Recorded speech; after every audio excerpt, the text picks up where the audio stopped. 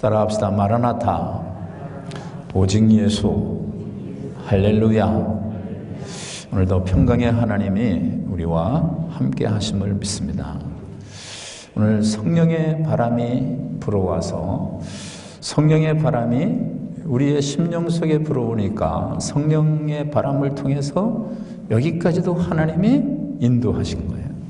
주님이 이끌지 아니하시면 한 사람도 내게로 올 자가 없다, 이렇게 말씀을 하셨는데, 우리는 세상에 부는 바람들을 보면은 수평 바람이 있어요.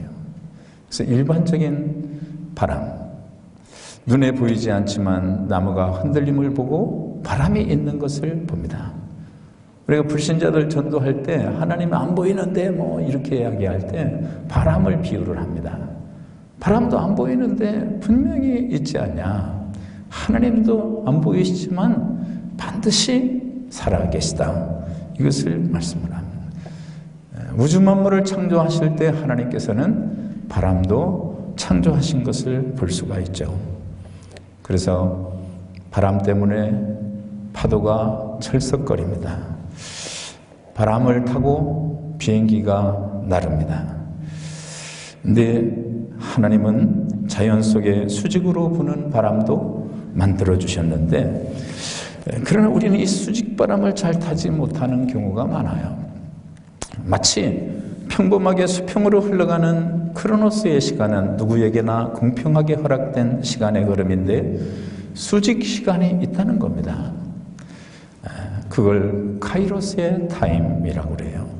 하나님이 직선으로 수직으로 시간에 개입하셔서 순간 영혼을 경험하게 하는 시간, 신적 개입으로 인해서 하나님의 임재와 영광을 체험할 뿐만 아니라 이 세상에서는 볼 수 없는 시야가 열리는 거죠. 그래서 사실 중요한 것은 영안이 열려야 돼요. 영안이 열려서 기도를, 내 눈을 열어 주의 귀한 것을 보게 하옵소서. 한번 따라해 봅시다. 내 눈을 열어 주의 귀한 것을 보게 하옵소서. 우리 눈이 열려야 담대함도 입혀지고 마음의 평안도 깃드는 은혜가 채워지는 거죠. 보이는 세계만 세계가 아니라 영적인 눈이 열려야 우리의 미래도 볼 수 있고 또 우리의 삶을 볼 수 있는 은혜들이 채워지는 거죠. 어느 가정에 세 식구가 살았어요. 아빠는 돌아가시고 이제 어린 5살 아이, 그리고 그의 형, 그리고 엄마, 이렇게 살고 있는데 5살 아이 막내가 아파서 병원에서, 그러니까 큰 수술을 해야 되는데 돈이 없어서 집에 누워 있고, 그런데 그 형 아이가 자기의 저금통을 깨트려서 7,600원을 가지고 약국을 갑니다. 그리고 기적이라는 약 없어요? 질문합니다. 기적만 있으면 우리 동생이 산다고 그러는데, 그러니까 그 약국 주인이 그런 건 없다고 그래요.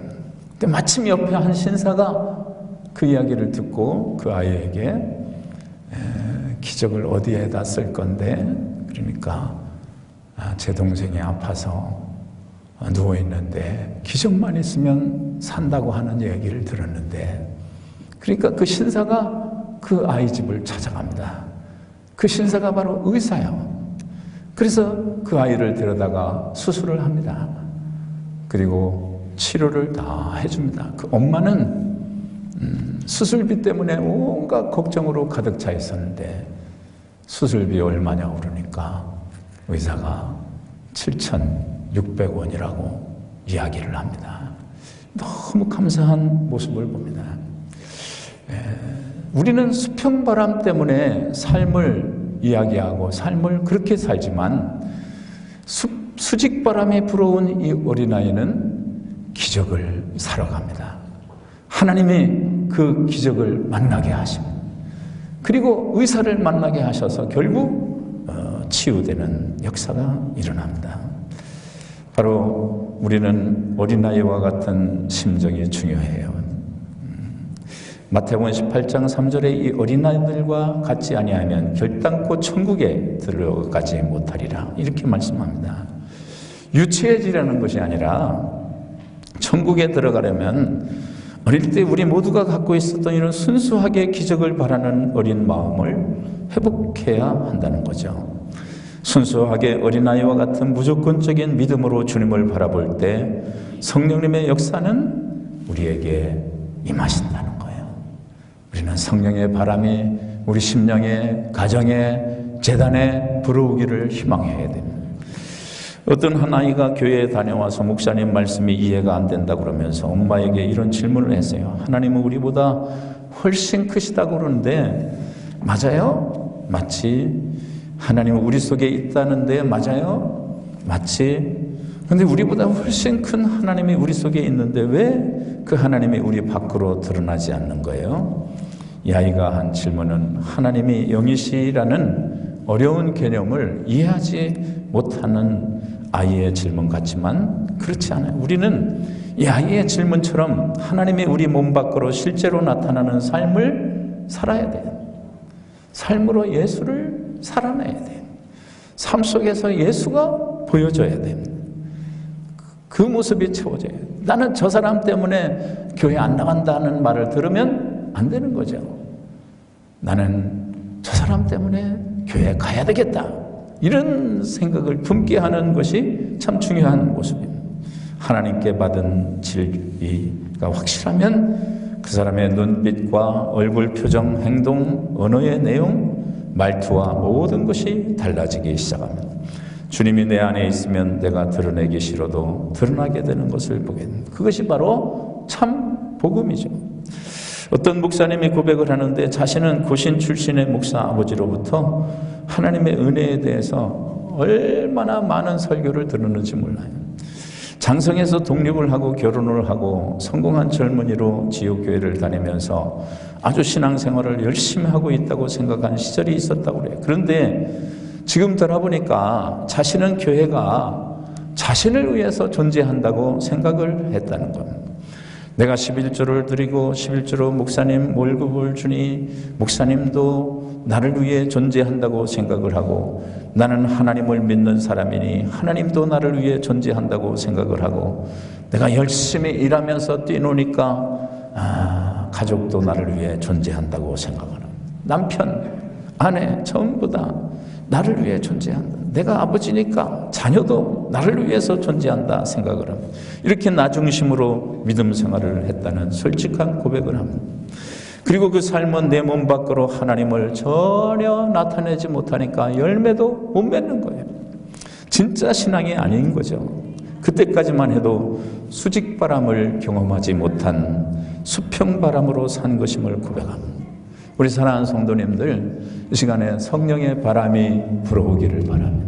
수직바람이 불어오기를 바랍니다. 영안이 열려지기를 바랍니다. 신학자 팀 켈러가 쓴 탕부 하나님이라는 책 속에 보니까 돌아온 탕자, 그리고 착실했지만 자신의 의로 공로로 아버지를 이용하려 했던 첫 번째 아들도 탕자, 이 둘 다 하나님을 사랑하지 않았다는 이야기를 합니다. 이 형 또한 아버지에게 효자인 듯하고 집에 머물며 순종하고 의롭게 행동은 했지만 결국 자기의 성공, 자기의 유산을 받기 위한 목적 때문에 그렇게 순종했다는 것이 드러납니다. 그래서 동생 탕자를 받아줄 때 아버지에게 따져 묻습니다. 팀 켈러 목사님이 이렇게 표현을 했어요. 형이 아버지께 그토록 노한 이유는 유산의 지분이 줄어들자 본색이 드러난 겁니다. 형은 단지 목표물을 얻기 위해 아버지를 이용할 뿐이다. 당신도 만약 하나님께 순종함으로 하나님을 통제하려 한다면 당신 역시 하나님을 이용하는 수단으로 여기는 것이다. 한마디로 하나님을 위해 헌신하고 희생한다고 하지만 사실 그 마음 깊은 중심에 들어가 보면 전부 다 자신을 위한 일이기 때문에 그런 종교적 행위를 하는 사람이 많이 있다는 거예요. 다행인 것은 하나님은 미쁘셔서 저와 여러분을 기다려주시고 의로운 채 하는 첫째 아들 탕자도 하나님을 떠나 방황한 둘째 아들도 여전히 하나님은 사랑하시고 안타까운 마음으로 늘 돌아오기를 기다리시면서 또 참고 기다리신다는 사실에 우리가 아버지의 심정을 알고 주님께 돌아가고 은혜를 입으면 우리는 수직바람, 성령의 바람을 타고 날게 되는데 마치 독수리가 날개쳐 올라감 같은 새 힘과 새 능력으로 채워져서 오직 여호와를 앙망하는 주님의 군사로 거듭나게 되는 역사가 일어날 줄로 믿습니다. 출애굽기 19장 4절의 말씀 한번 같이 보십시다. 내가 애굽 사람에게 어떻게 행하였음과 내가 어떻게 독수리 날개로 너희를 업어 내게로 인도하였음을 너희가 보았느니라. 또 이사야 40장 31절에 보니까 오직 여호와를 앙망한 자는 새 힘을 얻으리니 독수리가 날개치며 올라감 같을 것이요 다른 박질하여도 곤비하지 아니하겠고 걸어가도 피곤하지 아니하리라 말씀을 하십니다. 오늘은 우리가 어떻게 수직바람으로 성령의 바람으로 날개를 타고 올라갈 수 있는가 말씀을 나누는데 저마다 삶의 고단함, 풀리지 않는 숙제들로 가득한 우리 인생 속에 독수리 날개처럼 올라가는 것 같은 믿음의 비밀이 어디에 있나 말씀을 통해서 깨닫는 은혜가 새롭게 채워질 줄로 믿습니다. 여기 첫 번째는 예수님이 우리를 위해 하신 일을 깊이 묵상하는 데부터 시작이 되는 거예요. 그러니까 예수를 깊이 생각하라. 예수를 깊이 생각하다 보면 자기도 모르게 주님을 닮을 수밖에 없는 거예요. 그러니까 그 속에서 막 감사가 살아나는 거예요. 찬양이 살아나는 거예요. 기쁨이 넘치는 거죠. 출애굽기 24장은 18절로 구성이 되어 있는데 크게 두 단락으로 나누어져요. 오늘 본문은 두 번째 단락이에요. 첫 번째 단락을 이해할 때 두 번째 단락을 이해하게 됩니다. 구약에서 예수 그리스도의 보혈의 피가 가장 흥건하게 뚝뚝 떨어지는 복음의 장이기도 해요. 모세나 아론의 이야기가 아니라 예수 그리스도의 사역을 상징적으로 가장 잘 볼 수 있는 장이다. 오늘 24장 1절 말씀 보십시다. 또 모세에게 이르시되 너는 아론과 나답과 아비후와 이스라엘 장로 70명과 함께 여호와께로 올라와 멀리서 경배하고 그랬습니다. 여기 여호와께로 올라오긴 하지만 가까이 오지는 못하고 멀리서 경배하라고 하는 인물이 모세와 아론, 그리고 아론의 두 아들 나답과 아비후, 그리고 장로 70명이 소개가 되는데 지금 하나님은 이스라엘 백성과 중요한 언약을 체결하기 위해서 4명의 명단 70 장로들을 뽑으셨어요. 그 중에 가장 따로 구분된 이름이 누굽니까? 모세. 모세는 언약을 위한 언약 체결자 중에서도 대표예요. 나답과 아비후는 나중에 14절에서는 빠지고 대신 훌이 올라갑니다. 이 엄중한 자리에 아무리 다음 세대 계승자라 할지라도 여기 없어진 중요한 이유를 보니까 레위기 10장 1절 2절에 나타남. 한번 보십시다. 아론의 아들 나답과 아비후 각기 향로를 가져다가 여호와께서 명령하시지 아니하신 다른 불을 담아 여호와 앞에 분향하였더니 불이 여호와 앞에서 나와 그들을 삼키매 그들이 여호와 앞에서 죽은지라 그랬어요. 다른 불을 담습니다. 하나님이 명령하지 아니한, 한마디로 하나님이 명령하신 대로 하지 않고 자기 마음대로 자기 하고 싶은 대로 분향을 했다가 계승해서 탈락됩니다. 칼빈은 이런 유명한 말을 했죠. 영혼이 망하는 가장 확실한 방법은 자기 내면의 뜻에 순종하는 것이다. 자기 마음 가는 대로 사는 것이 망하는 가장 빠른 지름길이요. 하나님 앞에 예배, 신앙의 삶은 더더욱 그렇죠. 내가 하고 싶은 대로, 내가 나를 위해 하고자 하는 대로 그대로 따르면 미안하지만 망하는 길이라는 사실을 기억해야 됩니다. 우리는 성령께서 이끄시는 대로 따라가서 주님 오실 때까지 승리하는 그런 역사가 펼쳐지기 바랍니다. 여기 2절에 보니까 너 모세만 여호와께 가까이 나오고 그들은 가까이 나오지 말며 백성은 너와 함께 올라오지 말지어다. 모세는 여기서부터 그리스도의 예표론적인 상징적 인물로 역할을 하는데 인간이지만 오실 그리스도에 대한 예표론적인 상징을 맡은 인물로 소개가 됩니다. 중재자의 역할이죠. 그래서 이 24장에 담긴 모세의 역할을 쫓아가 보면 정확하게 오실 그리스도의 이야기를 담아내고 있는 거죠. 자세히 보면 믿음으로 날 수 있는 놀라운 비밀이 숨어 있고, 여기 3절 말씀 보십시다. 3절.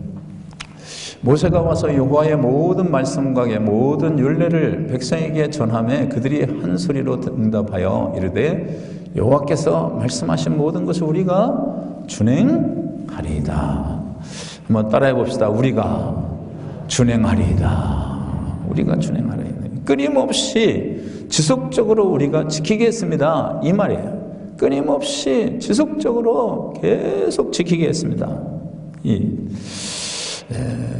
참 한마디로 백성들이 모세를 통한 맹세와 약속을 하는 모습인데, 우리가 24장을 자세히 읽으면 모세만 하나님께 나아가고 말씀을 들으면 바로 백성에게 말하고 백성이 말하면 바로 전하고 중간에서 지체한 이야기가 없습니다. 처음 출애굽기 3장에 모세가 떨기나무 아래서 사명을 받을 때는 아주 다른 모습이죠. 그때는 막 핑계를 막 대잖아요. 안 된다고 막 핑계를 댑니다. 지금은 얼마나 즉시 하나님 말씀에 순종해서 따르는지를 볼 수가 있어요. 모세가 즉각적으로 올라가고 또 내려오고 그 과정에 군더더기 과정이나 설명이 없는, 예수님도 마찬가지. 십자가에 드러내신 예수님의 십자가에 나타내신 가장 중요한 태도는 뭡니까? 무시무시한 고난과 아픔을 다 아시고 계심에도 불구하고 지신 십자가는 온 땅의 아버지의 뜻을 이루기 위한 순종의 절정이에요. 이것이 중요한 거죠. 순종의 절정. 그런데 그 말씀을 들은 백성들이 만장일치로 다 준행하겠다고 맹세를 하는데 앞으로 그 맹세가 지켜집니까? 하나도 지켜지지 않습니다. 그리고 4절 말씀 보면 모세가 여호와의 모든 말씀을 기록하고 이른 아침에 일어나 산 아래에 제단을 쌓고 이스라엘 12지파대로 12기둥을 세우고 그랬어요. 그러니까 명령받고 첫 번째 한 일은 모세가 여호와의 말씀을 기록을 하면서 아침에 일어나 제단을 쌓습니다. 12지파대로 기둥을 세웁니다. 제단은 말 그대로 제물이 각이 띄어지고 주고 드려지는 장소예요. 하나님의 공의가 실현되고 영광이 나타나는 곳이 바로 제단이에요. 그래서 우리는 하나님의 제단에서는 잠잠하라, 이렇게 말씀을 하십니다. 그럼 기둥은 어떤 의미입니까? 창세기 31장에 보니까 야곱이 돌을 가져다가 기둥으로 세우는 장면이 나오고, 여호수아에서도 요단강 건넌 후에 돌로 기둥을 세웁니다. 고대사의 중요한 행위인데, 기둥은 양자 간의 언약을 확고히 할 때 기둥을 세우는, 야곱은 돌베개로 기둥을 세우고 여기가 하나님의 집이라고 고백을 합니다. 왜냐하면 영안이 열린 천사가 사다리를 타고 오르락내락한 모습을 봅니다. 그러니까 이곳이 하나님의 하늘나라의 분이다, 두려운 것이다, 이렇게 고백을 하지 않습니까?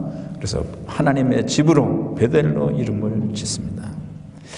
기둥과 제단은 단순히 예배드리는 것이 아니라 하나님의 임재를 경험하는 곳, 하나님과 우리 사이에 체결된 언약이 그리스도의 피를 통해 이루어졌음이 상기되는 것이 바로 예배의 자리예요. 그러니까 제가 늘 강조하는 부분에서 예배 자리는 생명의 자리, 은혜의 자리, 하나님을 만나는 자리, 성령의 바람이 부는 자리. 5절에 보니까, 여기 5절 말씀 같이 봅시다. 이스라엘 자손의 청년들을 보내어 여호와께 서로 번제와 화목제로 드리게 하고, 번제는 어떻게 드립니까? 가죽만 남기고 벗겨서 몽땅 태웁니다. 완전한 헌신을 가리키죠. 누군가의 완전한 희생이 있었기 때문에 하나님과의 교제가 가능한데, 두 번째 화목제 제사의 성격이 바로 교제의 제사예요. 예수님께서 온전히 본제물이 되시고 희생으로 하나님과 우리 사이에 함께 먹고 마실 수 있는 교제가 일어난 것을 의미하는 것이 화목제예요. 이 모든 제사의 키워드는 오직 그리스도가 성취하고 화목하게 하셨음을 상징하고 있죠. 그리고 6절부터 8절 말씀 한번 보십시다. 모세가 피를 가지고 반은 여러 양푼에 담고 반은 제단에 뿌리고 언약서를 가져다가 백성에게 낭독하여 듣게 하니 그들이 이르되 여호와의 모든 말씀을 우리가 준행하리이다. 모세가 그 피를 가지고 백성에게 뿌리며 이르되 이는 여호와께서 모든 말씀에 대하여 너희와 세운 언약의 피니라. 그래서 한번 따라합시다. 언약의 피니라. 언약의 피가 뿌려지는 겁니다. 지금 예배드리는 이 시간도 언약의 피가 뿌려질 때 치유되고 회복되고 상처가 싸매지고 비전이 열리는 거예요.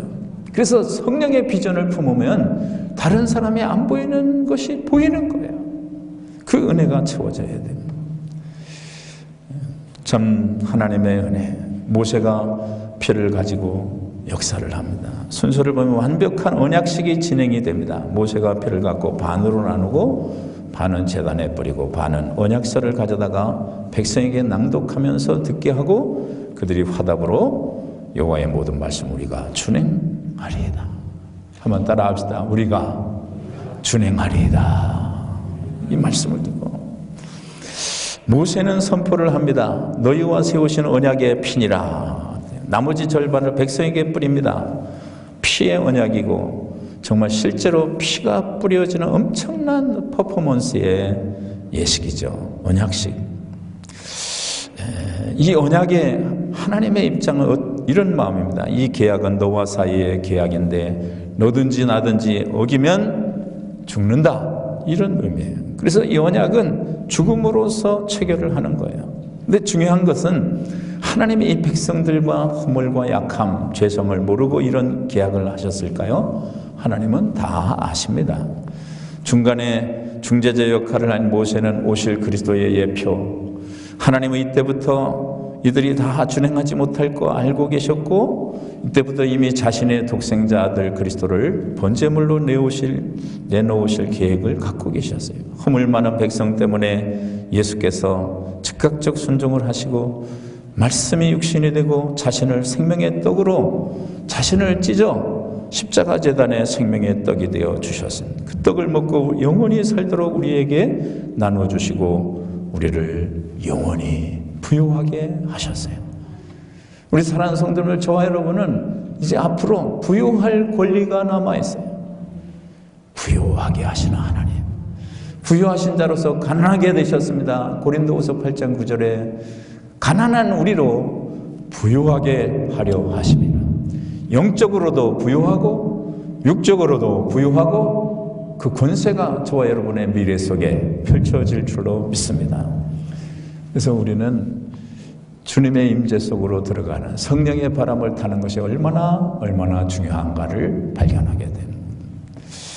어떤 책에 보니까 참 이 성육신하신 그리스도만 보는 것이 아니라 저와 여러분의 삶 속에 전부 우리의 배가 막 남산같이 불러져 가지고 예수님이 태어나셔야 됩니다. 그러니까 삶이 예수의 형상으로 막 채워지기를 희망해야 된다.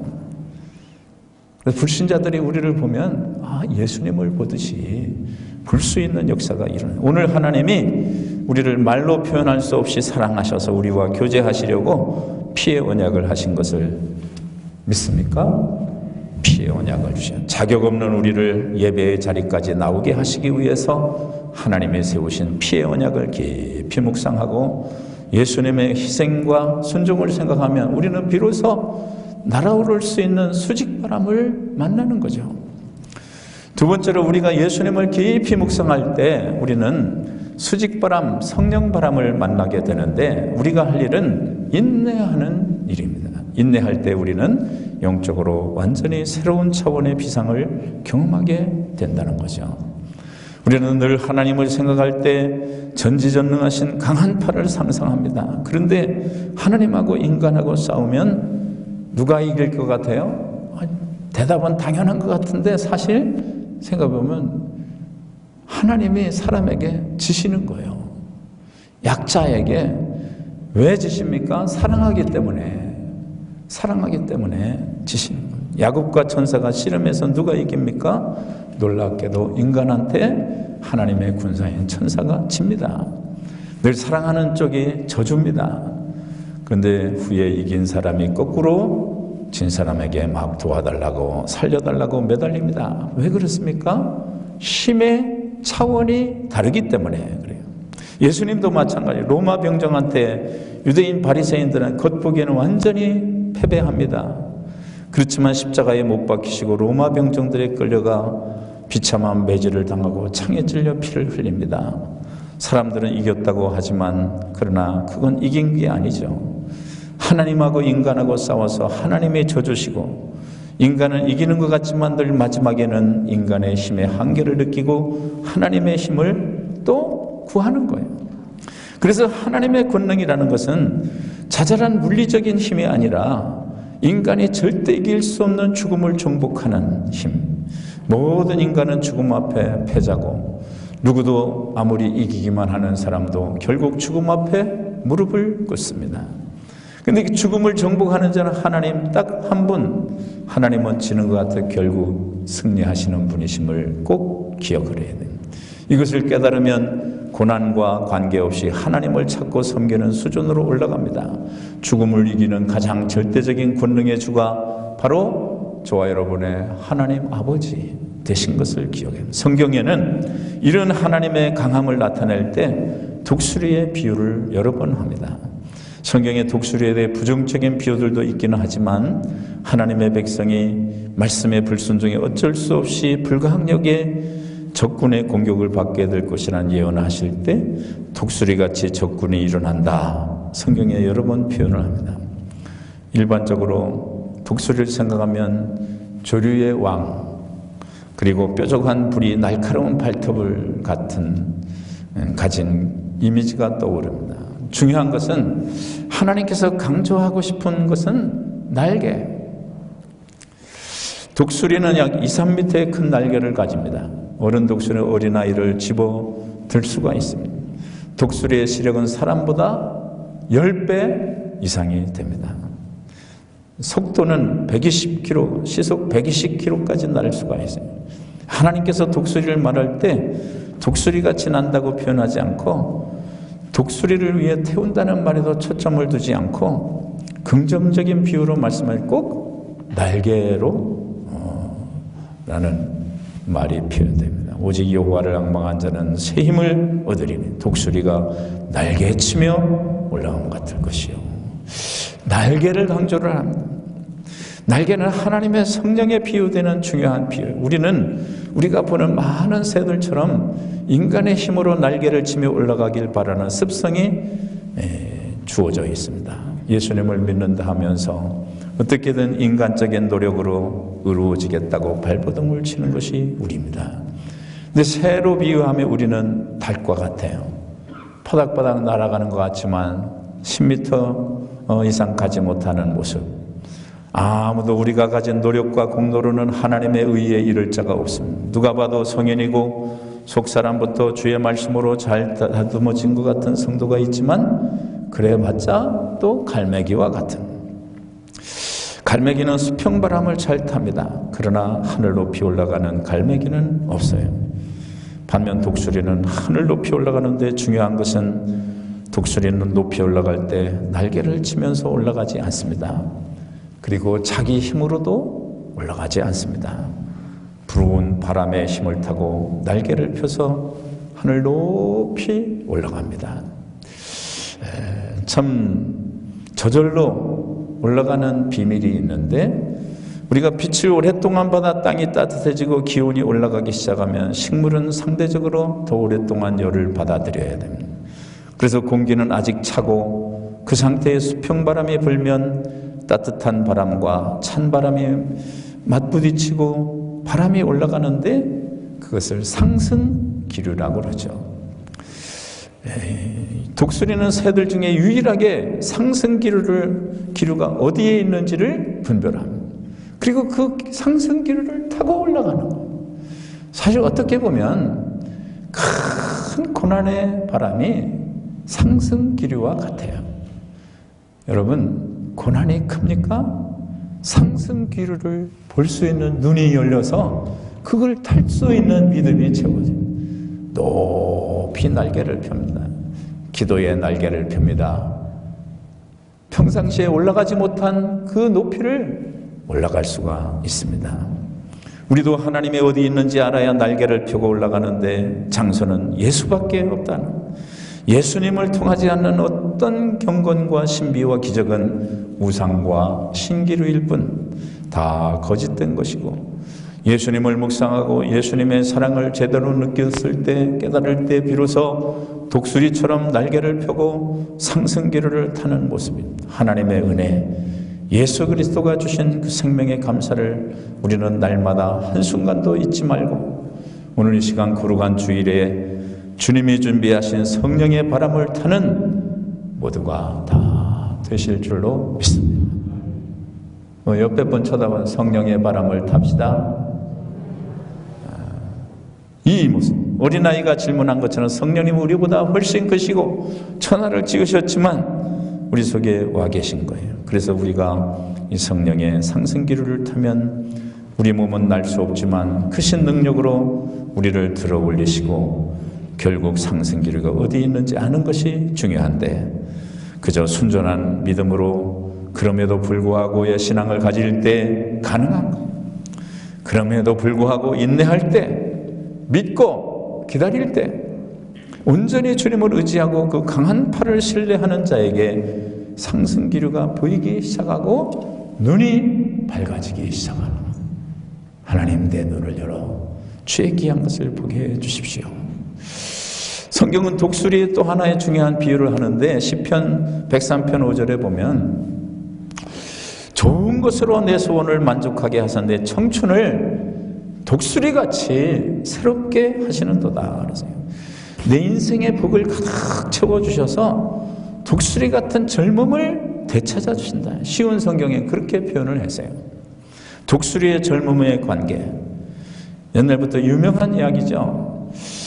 독수리는 보통 30년 또 40년 더 오래 사는 독수리는 비밀이 있는데, 그쯤 나이가 됐을 때 동굴 속으로 들어갑니다. 오래된 털을 다 부리로 뽑아냅니다. 그리고 과학적 사실이 그것이 드러났어요. 늙은 독수리는 부리를 바위에 갈고 삐뚤어진 것을 깨트려 새로운 모습으로 탈바꿈을 하고 동굴 밖으로 나온다는 거예요. 밖으로 나왔을 때 여전히 이전의 독수리의 모습이 아니라 전보다 더 힘세고 씩씩한 새 모습으로 바뀝니다. 새로운 모습으로 거듭납니다.